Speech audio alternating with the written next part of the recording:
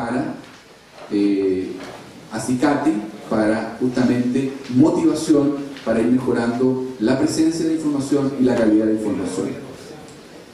Y voy a hacer algunas preguntas que les voy a dejar abiertas, ustedes se las deben haber formulado también. Y no decimos con esto que todas estas respuestas sean afirmativas, y muchas va a haber que seguir indagándolas. Desde luego, será necesariamente cierto que a mayor disposición de información hay un mejor nivel de satisfacción de los ciudadanos, y eso no necesariamente es así, pero hay algún grado de correlato en aquello. Pero obviamente no podemos pensar que por el hecho de que haya mayor información estamos solucionando la satisfacción de nuestros usuarios. La existencia de mayor cantidad de información disponible significa que esta cualitativamente también es más relevante. Ahí me atrevo a decir de inmediato que la respuesta es no. Cantidad, por cierto, es un tema que nos interesa, pero la calidad de la información es otra cuestión en la que tenemos que seguir avanzando. Y aunque haya mayor cantidad y se mejore la calidad de la información, sigue la pregunta de mecanismos expeditos para su búsqueda, para su localización y para el procesamiento, es decir, para que la ciudadanía, no solo el ámbito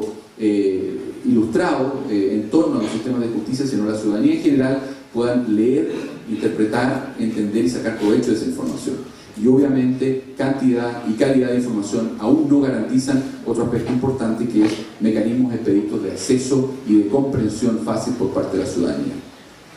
Y aún así tenemos también que avanzar a preguntarnos cuál es la capacidad de los ciudadanos ahora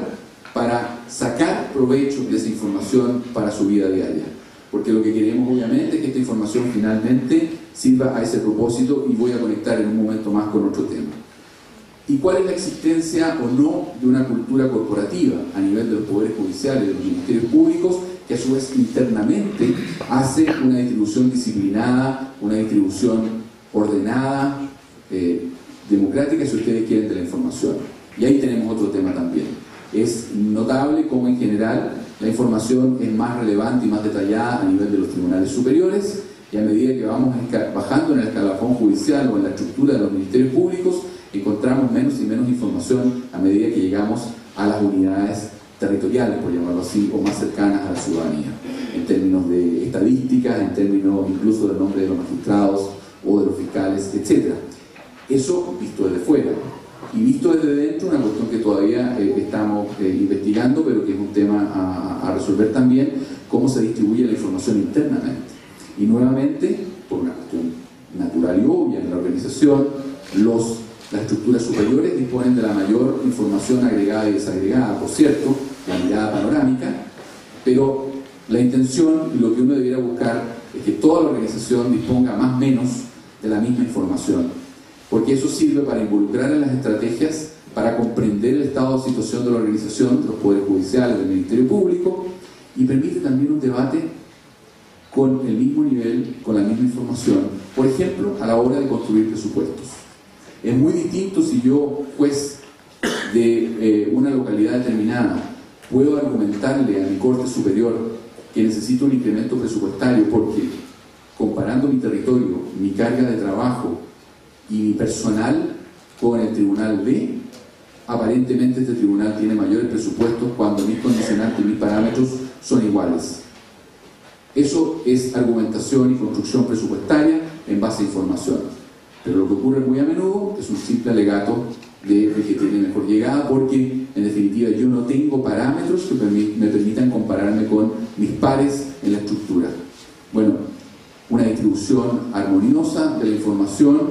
a nivel de toda la estructura judicial o del Ministerio Público respectivo favorece un debate, y lo que en una primera etapa puede sentirse como una pérdida de poder por la desconcentración de la información, finalmente se convierte en un empoderamiento que vuelve a toda la organización partícipe y comprensiva de cómo se distribuye el presupuesto. Es decir, visto a la inversa, las autoridades superiores judiciales y los ministerios públicos también tienen argumentos racionales para explicarle al tribunal por qué no es posible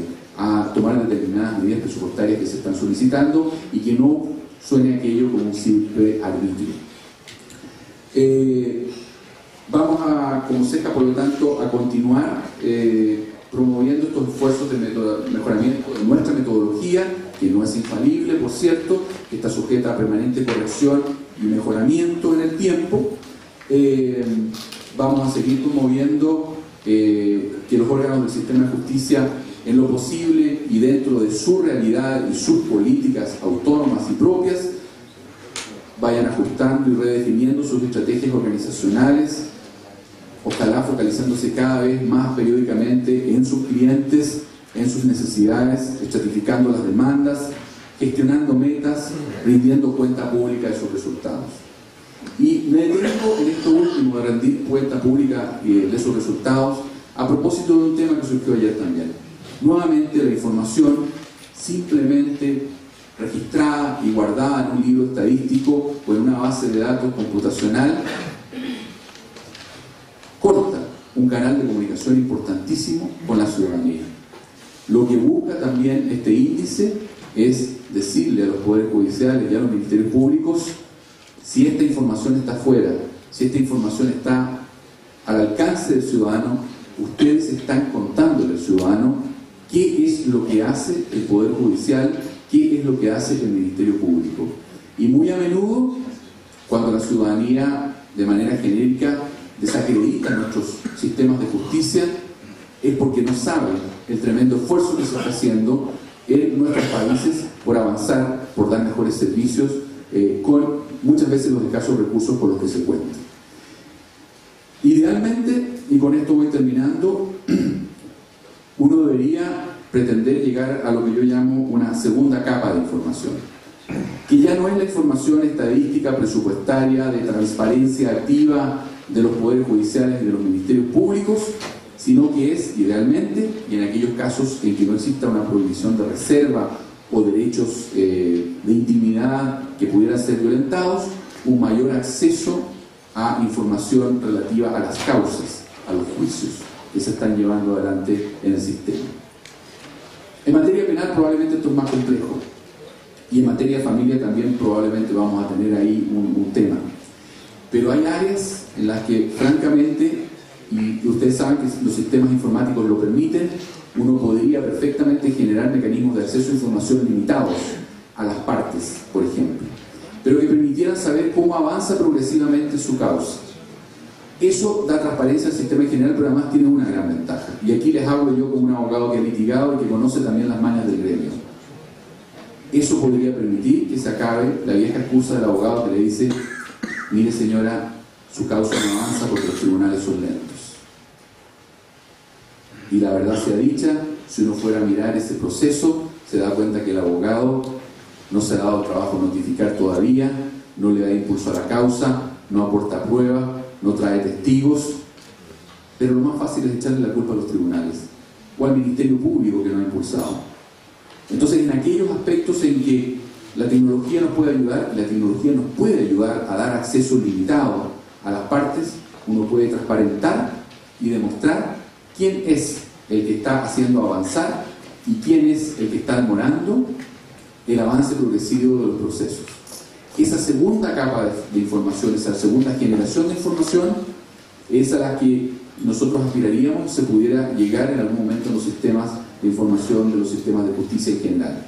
Y créanme que junto con esta transparencia activa, esta información que se provee a la ciudadanía sobre la marcha y la actividad general de los poderes judiciales y de los ministerios públicos, esto otro que es información particular del interés de cada ciudadano en específico, también podría ayudar, por un lado, a empoderar a esas personas y por otro lado, a evitar esta denostación genérica y muy extendida en el gremio de echar la culpa a tribunales.